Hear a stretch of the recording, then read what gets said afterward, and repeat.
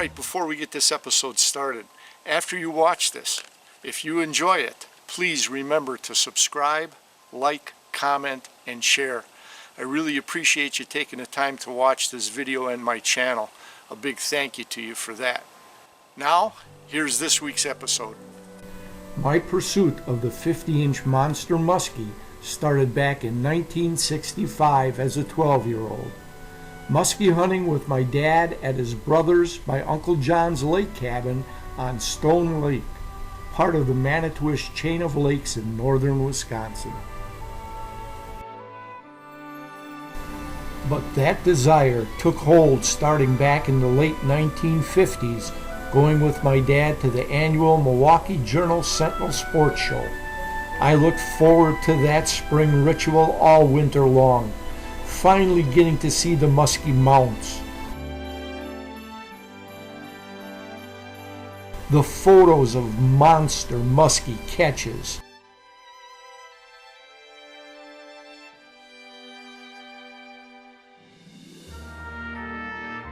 Looking at all the lures.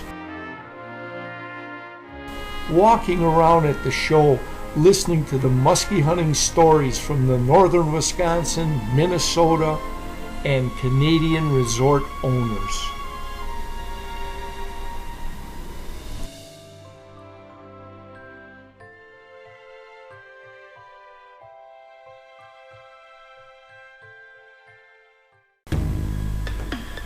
Like the tale of Chin Whisker Charlie, the 69-pound, 11-ounce, 63-inch length world record caught in 1949 on the now famous Lake Chippewa flowage in northern Wisconsin by Louis Spray.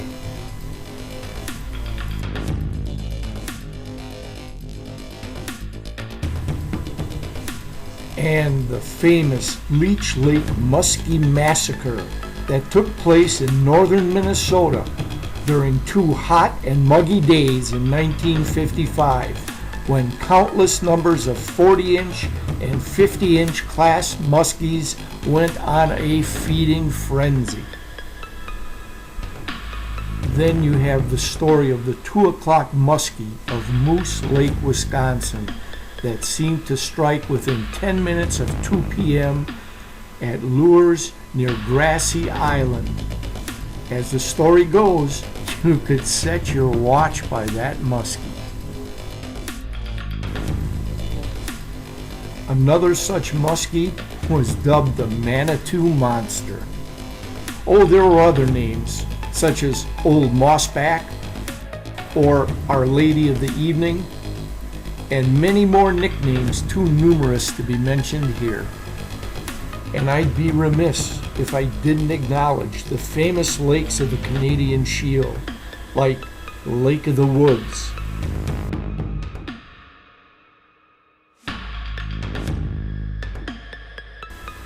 Eagle Lake,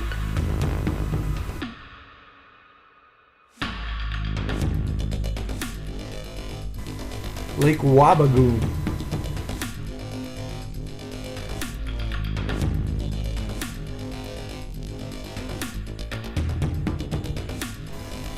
plus many more of the lakes of the Shield that produce monster muskies. And in nearly every muskie hunting camp in North America, there's the story of that one monster muskie, the one that attacked your boat motor, ran all the line off your reel while pulling your boat around the lake. And these are the stories that started the fire that burned inside of me. And finally, in the mid-60s, after years of reading about the legendary muskie, my dream of chasing after the elusive 50-inch class monster muskie became a reality. For the next 6 summers, I'd make a late summer pilgrimage to northern Wisconsin for 1 week of muskie hunting with my dad. But my graduation from high school in 1971 brought my 7th and final late summer muskie hunt with my dad.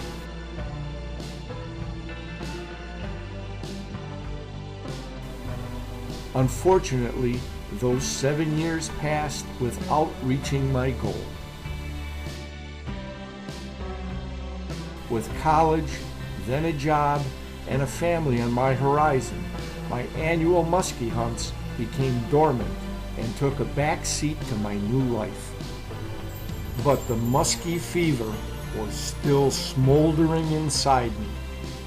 I returned to reading and now watching videos about muskie hunting.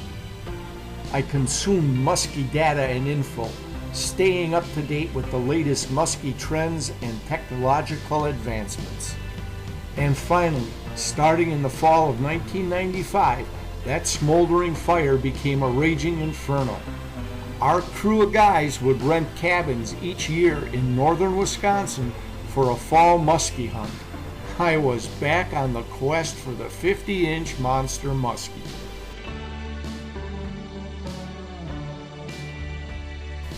So strong was the pursuit of accomplishing breaking the 50-inch mark that by 1999 I had purchased my own muskie boat. That helped a little bit, but the once-a-year weekly fall muskie hunt was not enough. So I began looking for a lake cabin to buy to spend more time chasing the dream. And in 2000, I purchased a lake cabin in the heart of northern Wisconsin's muskie country. Over the next decade, I managed to have quite a few encounters with the mighty muskie.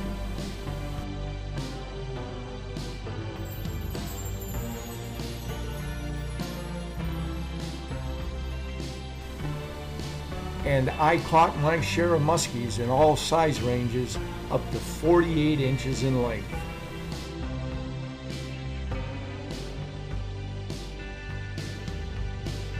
But the 50-inch class monster muskie still eluded me.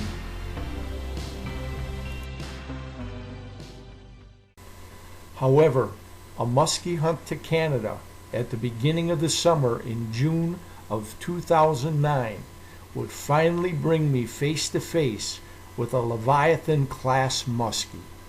So join me now and watch the culmination of chasing my muskie dream, the 50-inch class monster muskie.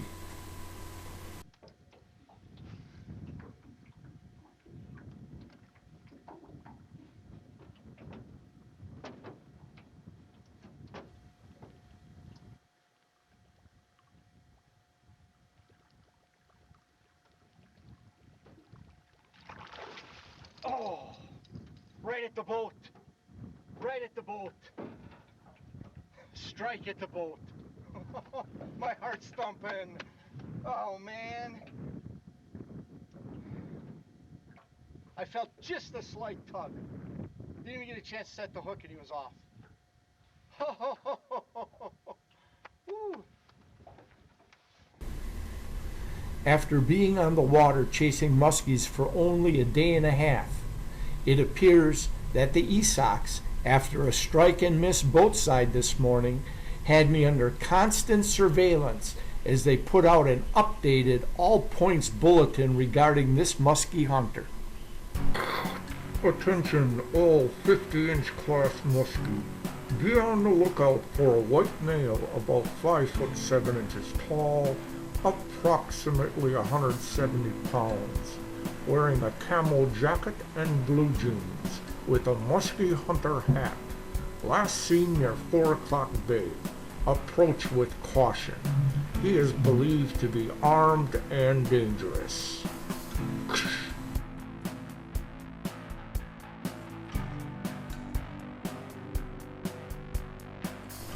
Don't let this happen to you. I came out, I'm deciding where should I go. I'm just going to head down. I'm going to go to Nelson Lake, see if you guys are in Nelson Lake. I'll just jag around in there for a while. And as I'm going out there, I'm thinking to myself, I'm passing it up as I'm going into Nelson Lake. I'm going, wow, this is that 4 o'clock day in that saddle area. And the wind is blowing that southwest direction. It's blowing like this. It's blowing right down that saddle. And I thought, ooh, that'd be a good spot to try. So I go into Okay, this is what's called 4 o'clock bay. I'm actually in the bay. We've got a small island here with a little saddle area, and then it picks up the mainland, if you want to call it that. But I want to fish this saddle area right in here for muskie. Before we go any further, let's get you more familiar with the direction orientation. Up in the right-hand corner, you can see the north, south, east, and west directions as they relate to 4 o'clock bay. Now, water depth in this area is as follows. In the main part of the lake, it's 40 feet, shallows up to 30 feet, then 20, then 10, etc., as it goes up to the saddle area. In 4 o'clock bay, you see a 20-foot pocket, but most of the bay is 10 feet or less. Now, in the saddle area, there are green weeds extending all the way between the 2 points of land. And best of all, the majority of those are musky cabbage. Depth here tops out around 5 to 7 feet as the shallowest spot, then drops off into the main lake basin at 40 feet, while into 10 feet on the 4 o'clock bay side. Now, the wind direction is one of the keys to finding the prime spot on the saddle area. As you can see, the wind is out of the southwest. Weather conditions are overcast gray skies, and that southwest wind direction is creating a back eddy current at the tip of the island in the saddle area. Now, what's a back eddy? Well, current pushed by the wind will create slack water where it's marked on the map by the black circle. A predator fish, such as a muskie, can hold there in ambush, expending little energy while waiting for a meal to pass by. Note that after the muskie grabs its meal from its ambush spot, it has quick, direct access to the deep water sanctuary. So, as you can see, this spot is the prime ambush spot on the saddle, as weed cover, wind direction, slack water holding, deep water access, cloudy gray skies with light rain all come together in this spot on the spot, the perfect storm for a feeding muskie. Now that you understand the area and how I factored in all the conditions, let's get back to the muskie hunt. So I come out, and actually, I'm coming out and I'm feeling tired. I almost was going to pack it in and say, I'm just going to go back and sleep. It's kind of catching up with me. And I thought, well, I'm right here. I might as well fish this. That's the honest to God truth. I might as well fish it. So anyways, I thought I'm here. So I'm checking out the wind and it's blowing the right direction. So I said, okay, I'll start out here. I get all set up, get the camera out. As you can see, in the short period of time that it took me to get set up, the rain and wind picked up. I didn't want to leave the camera on because I only had a towel to cover it up to protect it from the rain. So I shut the camera off at the start. So let's get back to the story. So I start, I'm pitching towards the island, nothing. Then I'm pitching towards the mainland, working out that way. Then I kind of move up a little closer. I'm pitching in the middle of the saddle, drawing it out, working the edges. It blows me back. I come trolling in. I thought, I'm going to go a little bit further so I can pitch my bucktail out into the main part of the lake and draw it back in the saddle. Because I'm looking, I'm going, the water's coming around. There's a nice little eddy there. That'd be a nice spot for a muskie to hang out. And he was. I'm bringing it back and I see this head coming. Holy shit. And then I can tell he's going to hit. The gills flare a little bit. I goes, he's going to take this thing. So, and then all of a sudden, I'm thinking, how am I going to set the hook? Because I'm reeling like this and he's following it. So if I go to set it, I'm going to pull it out of his mouth. And I've done that many times already. So I'm thinking, well, if he hits it, I'm just going to let him close the mouth and I'll wait till we get parallel and then I'll set. And it worked to perfection. He hit the lure, he stayed right on top of the surface, and he just kept swimming. And when he got parallel, bing, I set the hook. Really? Then he just went, my rod just went, bzzz, and he started peeling line. I'm thinking, oh, better back off the drag. Because I got to look at him, and I thought, this is a big fish. So I backed off the drag, let him take line. Okay, now I can work the fish. I'm checking. Okay, I'm drifting out in the middle of the bay. I don't have to worry about bumping up against any rocks or anything. It was perfect drift. It's okay to get the fish on. I bring them up slow. I don't know how well I got them hooked, so I'm not gonna horse them up. All of a sudden, I don't even see him, but I can feel he's coming up, and all of a sudden, zzz, down he goes again. And he's going for the deep water of the bay, which isn't that deep, maybe 15 feet. But he's going in that direction. So I must have brought him up 3 or 4 times, just easy. But he'd get on the surface, then he'd catch sight of the boat, and away he would go. Tried to go under the boat once. Now, did you have the camera going? No, not yet. Camera's still shut off. In the back of my mind, I'm thinking, how do I get the camera turned on? So, because, you know, I like to have the fight on too. So I'm going and going. I'm thinking, but I still don't know how well I got him hooked. I bring him up again, and this time he's kind of floating on the surface. This is about maybe the 4th time I got him up on the surface. He's kind of floating there, and I see the bucktail. I can just see the blade sticking out, and it's in the corner of the mouth. I thought, okay, that's the flusher. I think I got a halfway decent hook set on this thing. So now I'm thinking, now how do I turn on the camera and not lose this fish? Do I even want to? This is a big fish. So he makes a move, and he's going to the front of the boat. So now I'm in the front of the boat, and the camera's right there. I'm going, I might as well turn this son of a bitch on. So I go to turn it on, so I'm trying to keep pressure, and I'm hoping he don't make a move. And all of a sudden I can feel like it's getting a little slack. And I go like, okay, he's still there. I'm trying, so I'm horsing around with this thing, and I think I got it turned on. Now I'm playing around, I'm trying to look at the damn viewfinder to see if it's going. It's not. All I see is a blank screen. I'm thinking, now what? I'm looking, it's turned on. The camera ain't going on. I'm thinking, the mist, it's wet. My best fish ever, and I'm not going to be able to get it on the camera. I'm thinking the camera's wet and it's not going to work.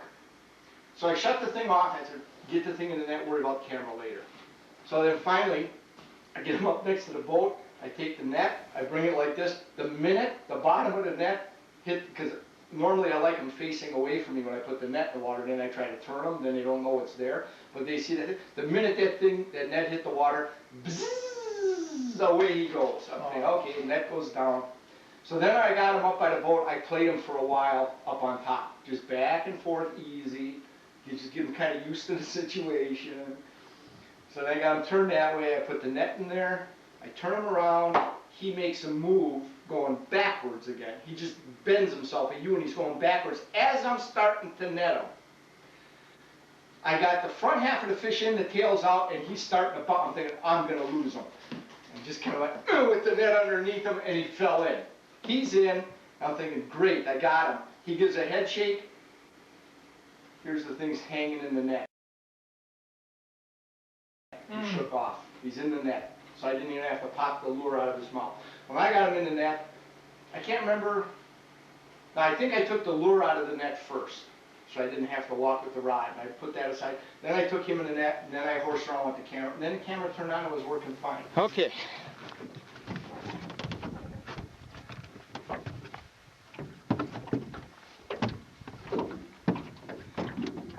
Well, 4 o'clock bay, probably about 6:30. I fought this fish for quite a while. I got her in the net, thank God.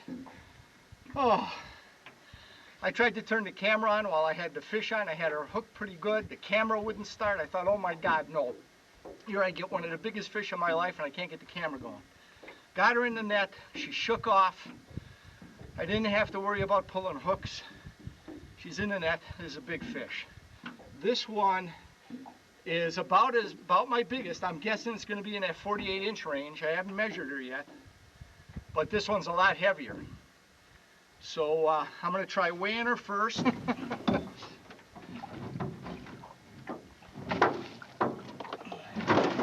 Whoa, whoa, whoa. Let's get you weighed.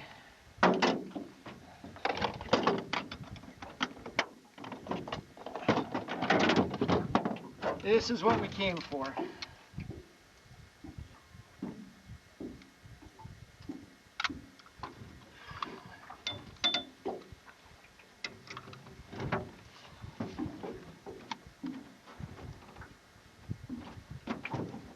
Oh, Jesus Christ.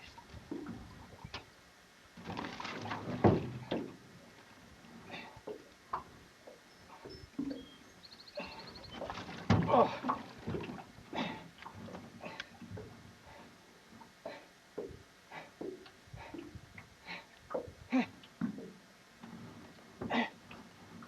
Shit. 32 pounds. Holy crap. 32-pound fish. Oh, wait a minute.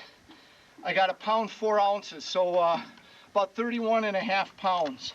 Oh.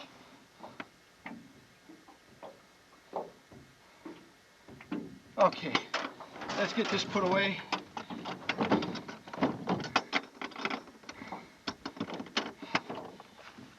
Let's get her up for a picture.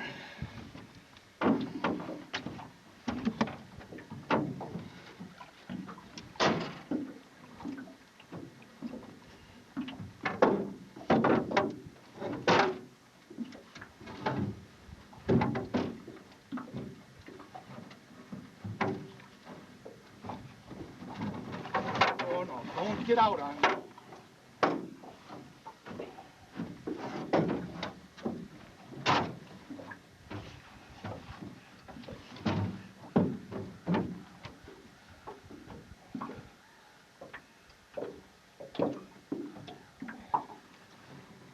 Okay, are you ready? I'm only going to have her up.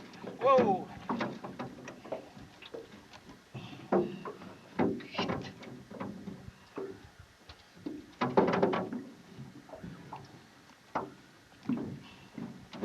Okay, I'm only going to be out for a little while. Oh! There she is! My biggest fish! Holy shit! 32 pounds!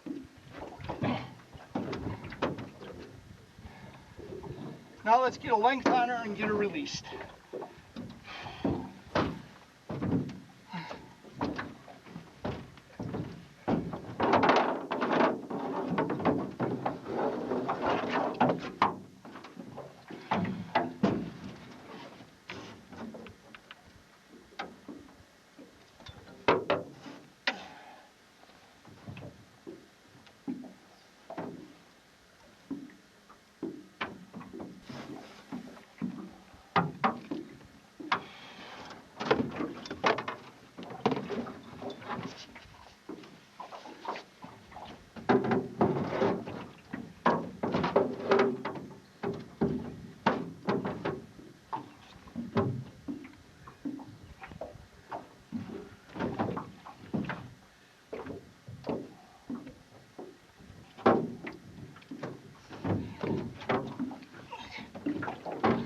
One more look at her. How's that? Craig, Steven, this is what we're here for.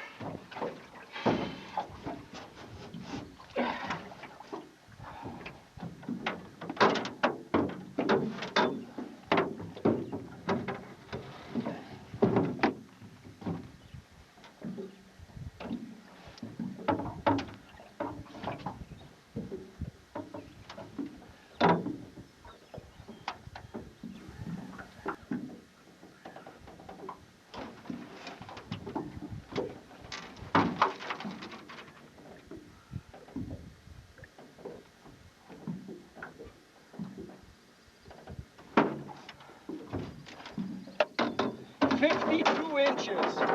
My first 50.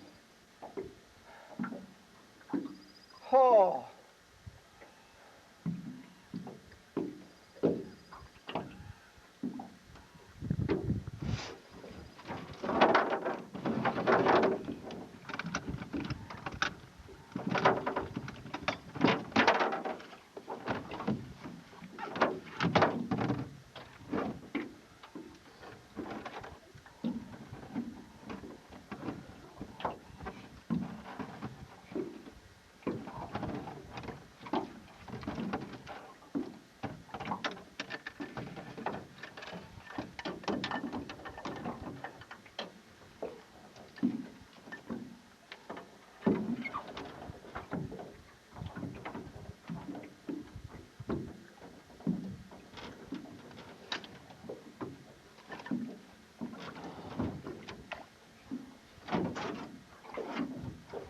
I couldn't get a still.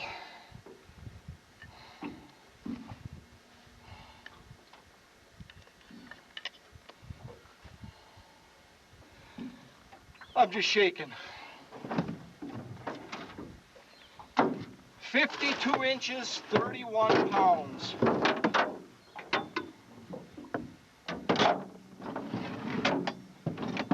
I gotta sit down. Holy shit. Huh.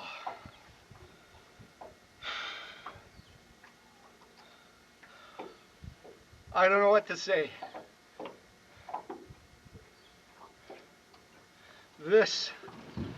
This is why we musky fish. Oh man. All by myself. Unbelievable. 52 inches, 31 pounds. You saw me struggling with the camera maybe. I was holding her. I didn't want her to go, and I was trying to get a picture of her while I was holding her by the tail. Then I got the thing left-handed, and the picture switch is on the right side. I'm trying to hold it like this and take the picture, and I didn't get one, but we got her on tape. So, oh, was that sweet. Oh, was that sweet. One more time. 52 inches, 31 pounds. Yes. Whew. Well, let's relax, get the boat cleaned up, and we're heading back.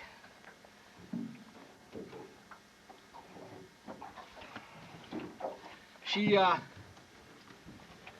came up real slow on the bait and took it right at the boat, right at boat side.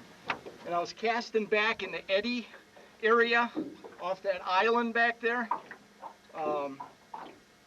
And she come out of that eddy, out of that slack water. She followed the bait up to the boat, and next thing I know, I saw that mouth go boom, and man, was she taking line. I fought her for a good 10 minutes. Man. Okay, was that sweet. Let's get the boat cleaned up and head back to camp. Tonight's my turn to tell the musky story. Yes.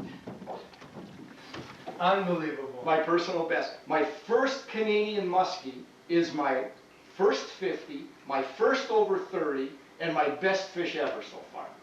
Yeah. All in one. Worth the wait. Yes. Yes. Was it worth it? Is it Yes. worth it now? Yes. Very so, very. But I thought, oh, it's my personal best. I'm going to enjoy this. I'm going to go in, take my time, clean up the boat, take the lure, retire it, put it on the side, because that'll go on the mount. And then So what about the 48-incher? Well, I won't get that one mounted now. I was gonna, but now I'm not. Although, you know, that's the best out of my lake, so maybe I'll get them both mounted for the camera. I think you gotta go two of them. Gotta get both of them, yeah. You Thanks. might as well just set aside like $2,000. Yeah, you're good for spending my money. You're like, great. No, you get them both. Get them both. So. Well, out of your own lake, Cedar Lake, Canada, you know, come on. So, anyways, we're not even talking about what you're going to catch later in the week. I'm happy. And like I was telling Ray, I says, I fished on Sunday, and I raised 5 fish under what isn't ideal musky conditions. The biggest one was mid-30s, but still, I had 5 of them up to, followed or struck at or whatever. Now today it's perfect, overcast all day. I'm pounding the water all morning long.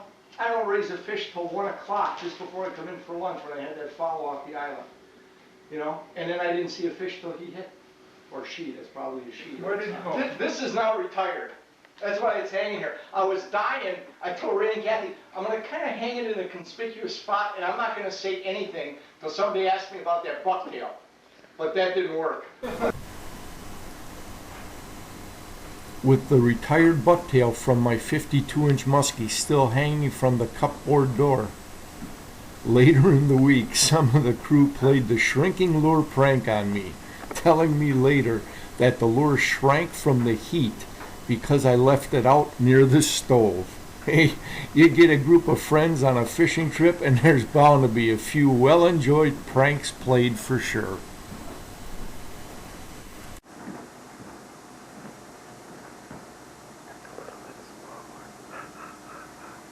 Now, let's take a look at the 52-inch monster muskie from a series of still photos that I was able to take from the video.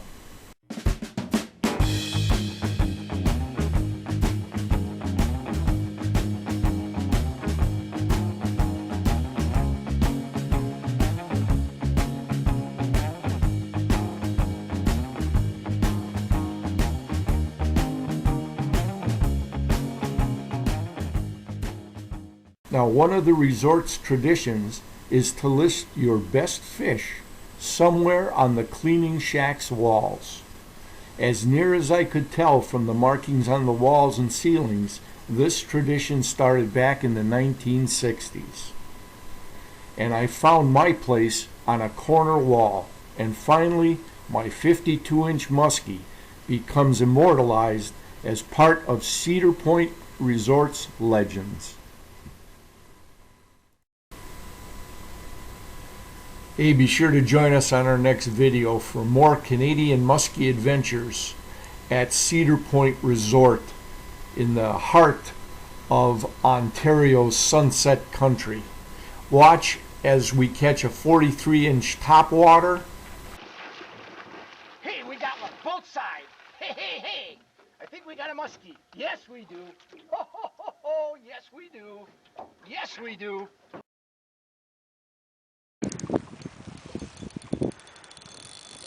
Here's Dad fighting his first muskie. I only got 10-pound test here. Just keep fighting him. And watch Keep a playing him. muskie caught on 10-pound test walleye Look at that gear. rod. Going for another run.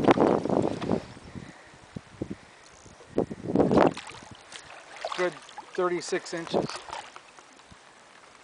Hey, thanks for watching, and we'll catch you on the next video.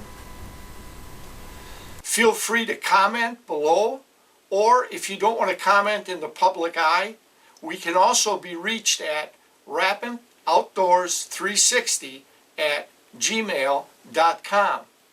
Now, if you know somebody you think might enjoy this video series, please feel free to go ahead and share this video or this link with your friend. And as always, whether you fish or hunt, remember, practice CCR. Catch, conserve, replenish. Make sure that that resource is available for future generations. See you next time, guys.